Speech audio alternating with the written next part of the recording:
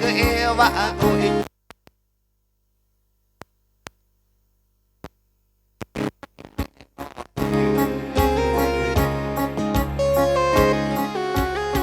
nó bằng cái trái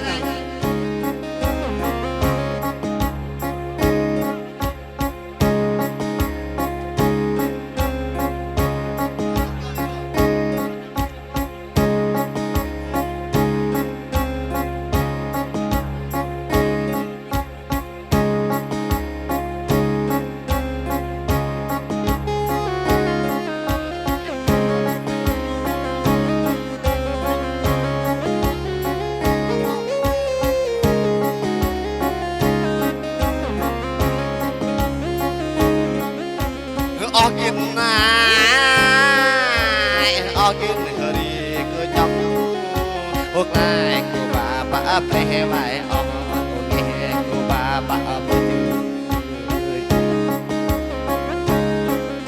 cô tôi ở trong tư tam thòng cả mình nhau tỏ thấy nào tới nhà tôi e ngại ó e ngại nhau tỏ thấy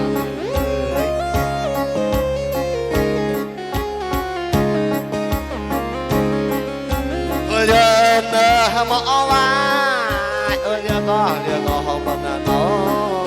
ô ai của bà plei này chứ ông nghe của bà tôi ô tôi nhớ đi cái hết nó vợ hoàng ô tình con nó ơi nhớ vợ chú vậy cô ly như mỏ bình cô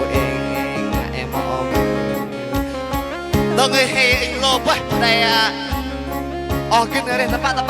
cái nhà chạm cái luôn số 1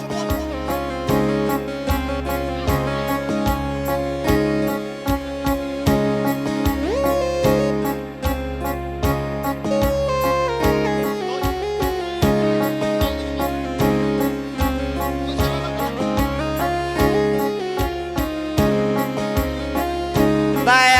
ngày